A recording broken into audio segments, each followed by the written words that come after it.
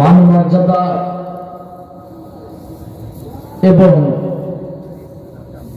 সাইয়্যিদুল আম্বিয়া করে যে পাঠিয়েছেন, এর অসংখ্য দলিল কোরআন ও হাদিসে মওজুদ।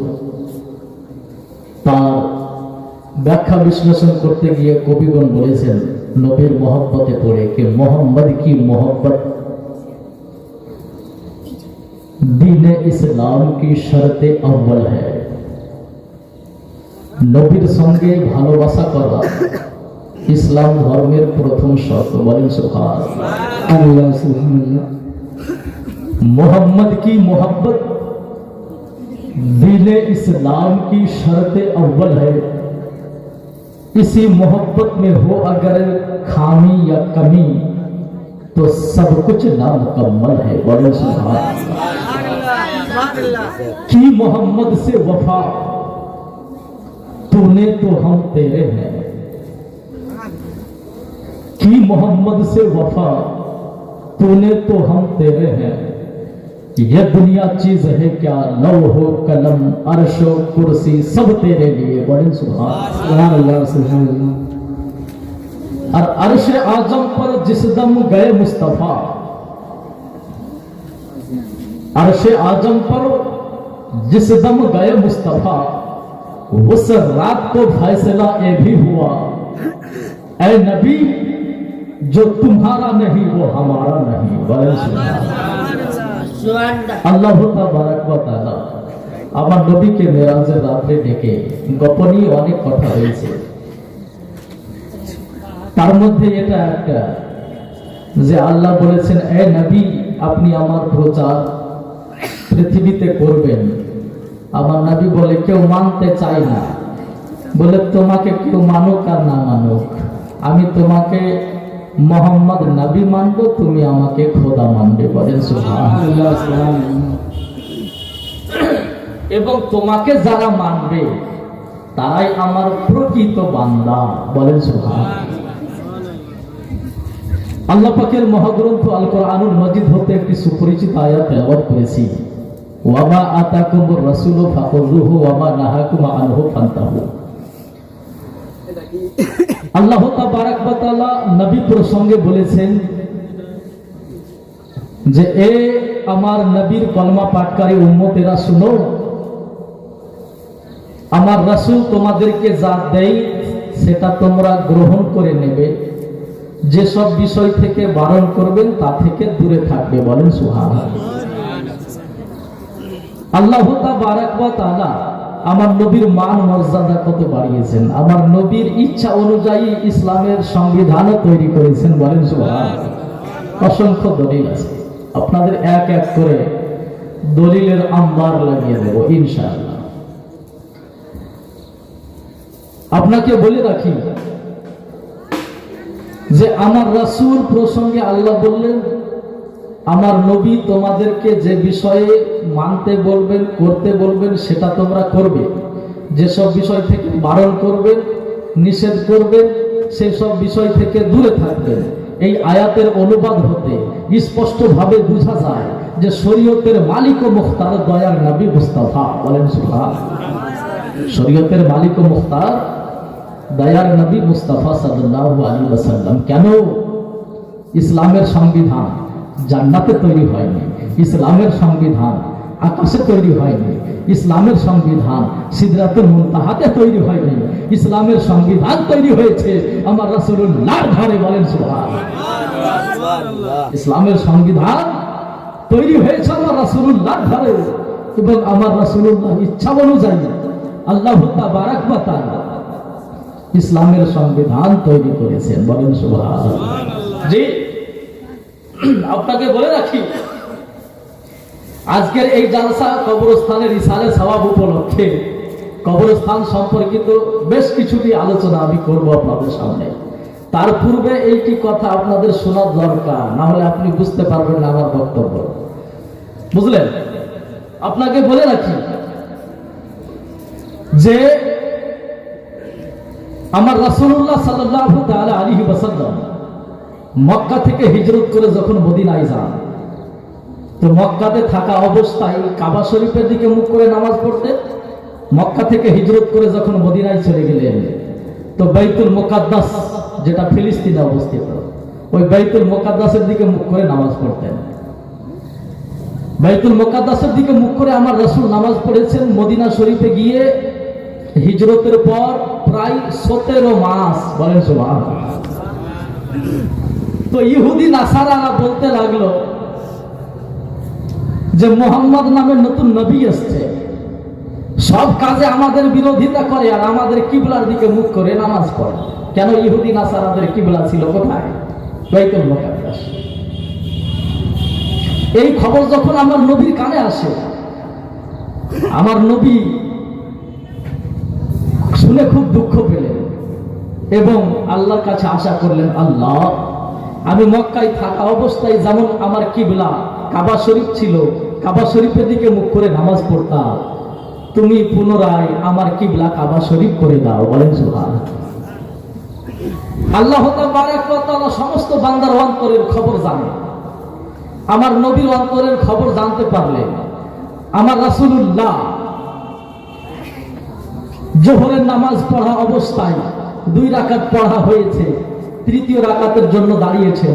এমন সময় জিবরিল মারফত আল্লাহ তাবারক ওয়া তাআলা আয়াত পাঠিয়ে দিলেন, قد نرى تقلب وجهك في السماء فلنولينك قبلة ترضاها فول وجهك شطر المسجد الحرام।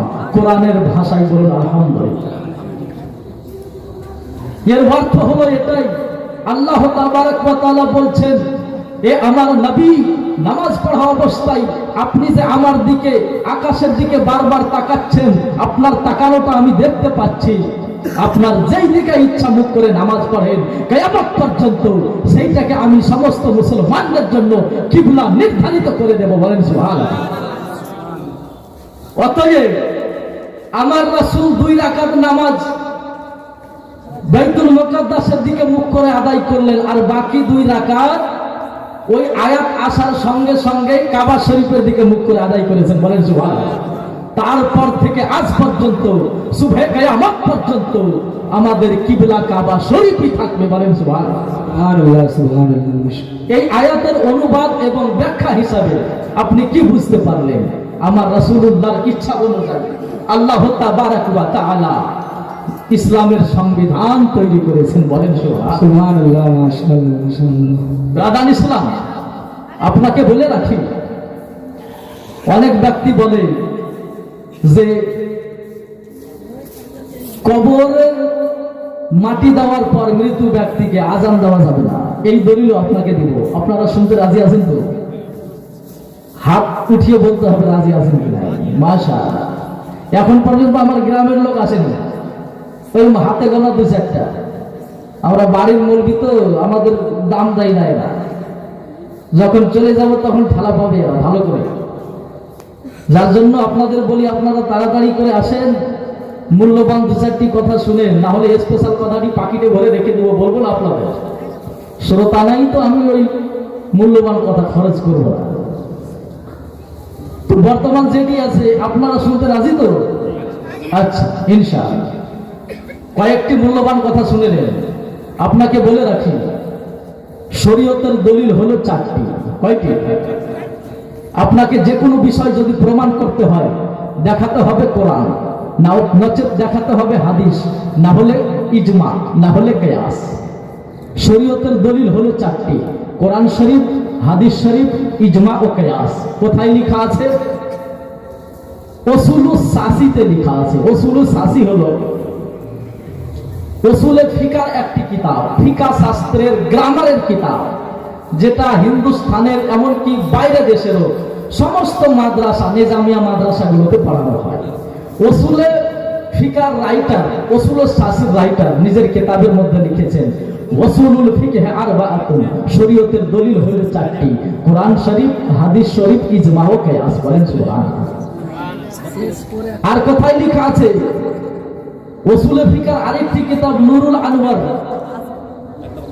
নুরুল আনওয়ার হলো আল মানার এর সারা। নুরুল আনওয়ারের রাইটারও বলেছেন শরীয়তের দলিল হলো 4টি, কোরআন শরীফ, হাদিস শরীফ, ইজমা ও কিয়াস। আপনাকে যদি কোনো বিষয়ে প্রমাণ করতে হয়, দেখাতে হবে কোরআন, দেখাতে হবে হাদিস, দেখাতে হবে ইজমা, দেখাতে হবে কিয়াস। মুখের কথা আপনারও চলবে না, আমি যদি বলে যাই আমারও চলবে না। কোরআন হাদিস ইজমা কিয়াস ব্যতীত শরীয়তের কোনো মাসআলা প্রমাণ ছাড়া মানা চলবে না। জি, আপনাকে বলে রাখি, উদাহরণস্বরূপ নেন, নবীর নাম শুনে চোখে চুমা দেওয়া এটা মুস্তাহাব মুস্তাহাসান, বলেন সুবহানাল্লাহ। নবীর নাম শুনে চোখে চুমা দেওয়া, ঠোঁটে বৃদ্ধ আঙুলকে লাগিয়ে চোখের উপরে বুলিয়ে নেওয়া, এটা হলো ভালো কাজ, উত্তম কাজ, মুস্তাহাব ও মুস্তাহাসান, এতে নেকি পাওয়া যায়। আমার রাসূল বলেন, কোন ব্যক্তি যদি আমার নাম শুনে চোখে চুমা লাগায় তার চোখের অসুখ ভালো হয়ে যায়, বলেন সুবহানাল্লাহ। জি, আপনাকে যদি বলি, অনেক ব্যক্তি আছে দেখবেন যে ওরা নবীর নাম শুনে চোখে চুমা দেয় না, তাদেরকে জিজ্ঞাসা করা হয়, ভাই চোখে চুমা দাও না কেন? বলে আমার বাপ বলেছে, আমার দাদাকে দেখেছি চোখে চুমা দিতে হয় না, আমার নানাকে দেখেছি। আপনাকে বলি, ওর বাপা দলিল নয়, ওর দাদুও দলিল নয়, ওর চাচাও দলিল নয়। শরীয়তের দলিল হলো চারটি: কোরআন শরীফ, হাদিস শরীফ, ইজমা ও কিয়াস, বলেন সুবহানাল্লাহ। শরীয়তের এই চারটি দলিল, শরীয়তের দলিলের ভিত্তিতে কথা প্রমাণ করতে হবে, মুখের কথা আপনার চলবে না। জি, আপনাকে বলে রাখি, অনেক ব্যক্তি জানেন যে শুধু নামাজের সময় হলেই আজান দিতে হয়, বাকি আর আজান দেওয়া কোথায় নেই। আপনাকে বলে রাখি, নামাজ ব্যতীত আরো কমপক্ষে 8 থেকে 9 জায়গাতে আজান দেওয়া সুন্নাত, বলে সুবহানাল্লাহ, সুন্নাত। আপনাকে বলে রাখি, নামাজের জন্য আজান দেওয়া কি? সুন্নাতে মুআক্কাদা। আপনার গ্রামের ইমাম সাহেব বা মুয়াজ্জিন সাহেব যদি আজান দিয়ে দেয় তো গোটা গ্রামবাসীর জন্য সেই আজানটা হয়ে গেল। আপনি যদি ব্যতিক্রম বাড়িতে নামাজ পড়েন তো দ্বিতীয়বার আর আজান দিতে হবে না, মসজিদের আজান হয়ে গেছে, এটাই যথেষ্ট, বলেন সুবহানাল্লাহ। আপনাকে বলে রাখি, অনেকে বলেন যে আমাদের এলাকাগুলোতে দেখবেন, বিশেষ করে সুন্নি হানাফি বেরেলভি মাযহাবের এলাকাগুলোতে মৃত ব্যক্তিকে দাফন করার পর, মাটি দেওয়ার পর আজান দেয়, দেখলেন কবরের সামনে দাঁড়িয়ে। অনেক ব্যক্তি বলে এটা এরা বেদাতি করে, শিরক করে, ইত্যাদিও অনেক রকম কথা বলি, বুঝলেন। আপনাকে বলে রাখি, আমি দলিল বেঁধে নিয়ে এসেছি, মুখের কথা বলি না। আমার কাছে বই আছে এবং রেফারেন্স দিয়ে লেখা হয়েছে এই বইটি, এবং এর দলিল হলো ফতোয়ায়ে শামী, যার রাইটার হলেন আল্লামা ইবনুল আবিদিন আলাইহি রাহমাতুল্লাহ। তিনি বলেছেন যে নামাজ ব্যতীত, ফরজ নামাজ ব্যতীত আরো বিভিন্ন জায়গাতে আজান দেওয়া যায়। বিভিন্ন জায়গাগুলো আমি গুনে দেখলাম, উনি বলেছেন আরো কমপক্ষে 8টি জায়গাতে আজান দেওয়া সুন্নাত, বলেন সুবহানাল্লাহ। ওরা না জায়েজ বলে দেয়, ওই ইত্যাদি ইত্যাদি বলে দেয়। আপনাকে বলে রাখি, नारे तकबीर, नारे रिसालत, नारे हैदारी, शायर इस्लाम, नारे तकबीर, नारे रिसालत। ব্রাদারান ইসলাম, আপনাকে বলে রাখি যে মৃত ব্যক্তিকে দাফন করার পর কবরে আজান দেওয়া যাবে কি যাবে না?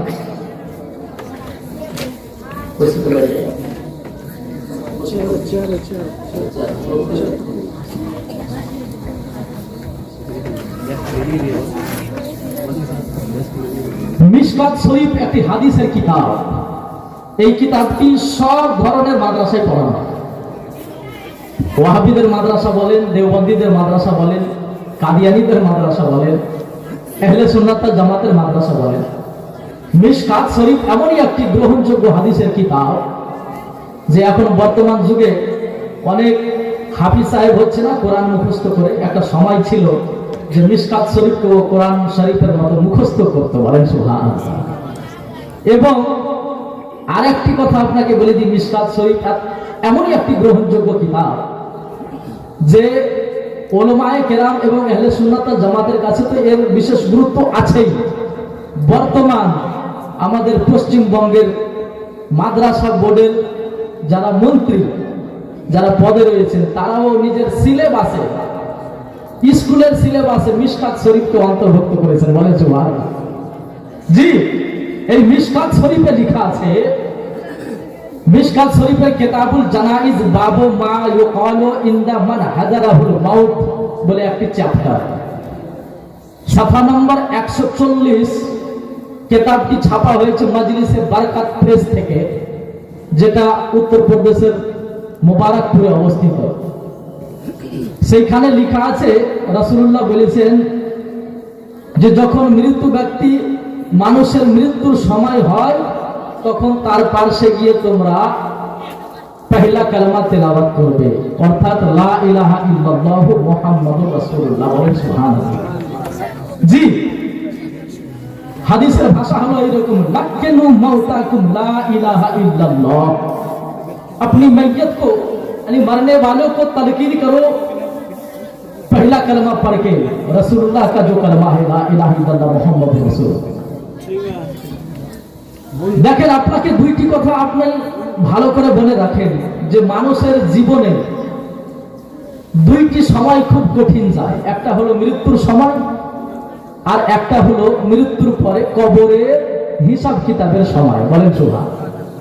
জি, কেন মৃত্যুর সময় মানুষের যখন মৃত্যুর সময় চলে আসে, সেই সময় শয়তান এসে তাকে উল্টো পাল্টো ইশারা করে ধ্যানকে এইদিক ওদিক করতে থাকে।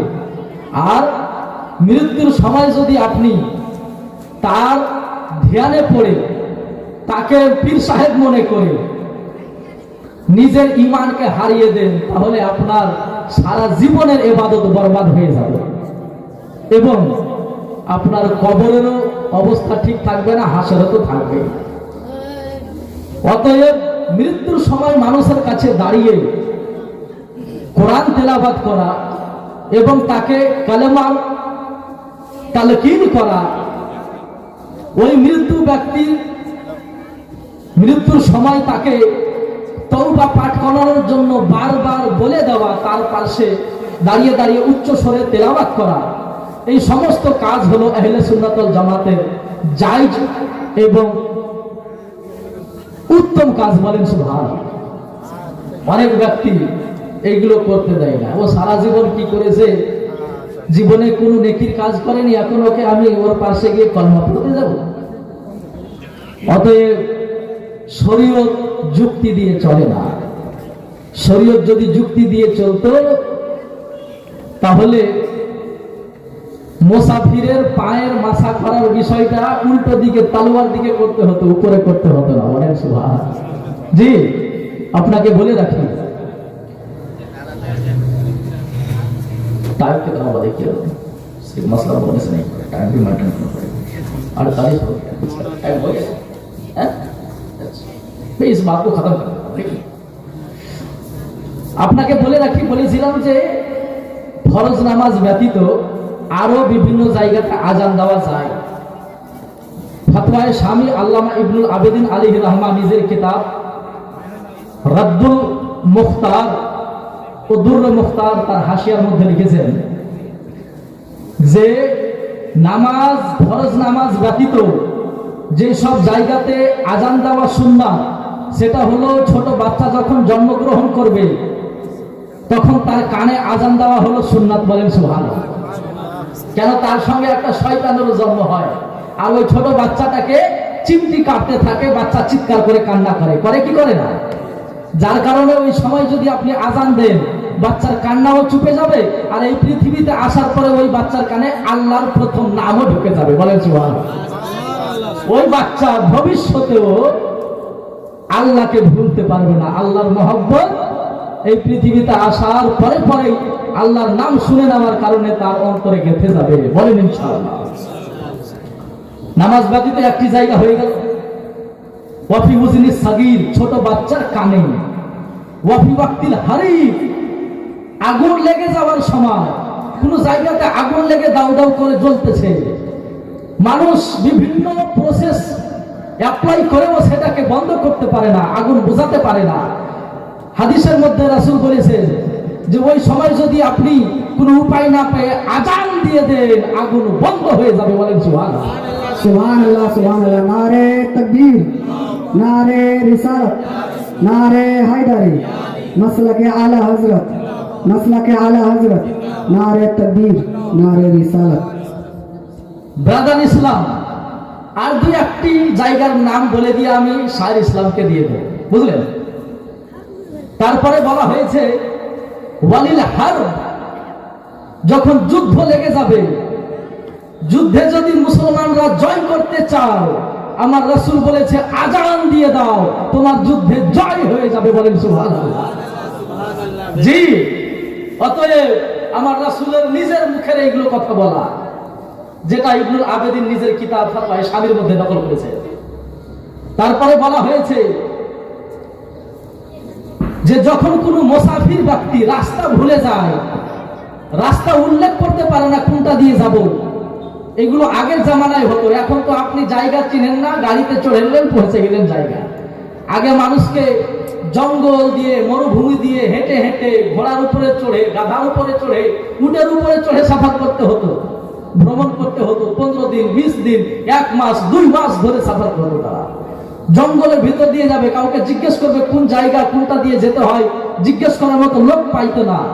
এমন সময় রাসূল বলেছে, তোমরা যদি রাস্তা ভুলে যাও সাফার করতে গিয়ে, রাস্তা যদি সঠিক পেতে চাও, আজান দিয়ে দিবা, রাস্তা তোমাকে বলে দেওয়া হবে। বলেন সুবহানাল্লাহ।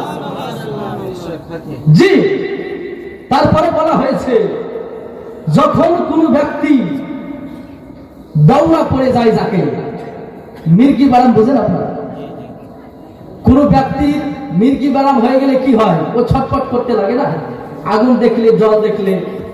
আমার রাসূল বলেছেন এইরকম অসুখ যদি কাউকে থাকে, আর যদি ভালো হওয়ার প্রসেস খুঁজে না পাও, বা এমন একটা জায়গা তোমার অসুখ উঠে গেছে, ওইখানে আর কোনো গার্জেনও নেই, তাকে এমার্জেন্সি ভালো করতে হবে, আমার রাসূল বলেছেন আজান দিলে সঙ্গে সঙ্গে ভালো হয়ে উঠে যাবে। বলেন সুবহানাল্লাহ। জি, আরো কয়েকটি জায়গা আছে, আমি বলছি না, আর সময় আমার শেষ হয়ে গেছে, আপনাকে সময়ের বাইরে এই কথা শোনালাম। জি, অতএব শাহের ইসলাম এসে উপস্থিত, আমি আমার বক্তব্য এখানে ইতি করছি। আসসালামু আলাইকুম ওয়া রাহমাতুল্লাহ।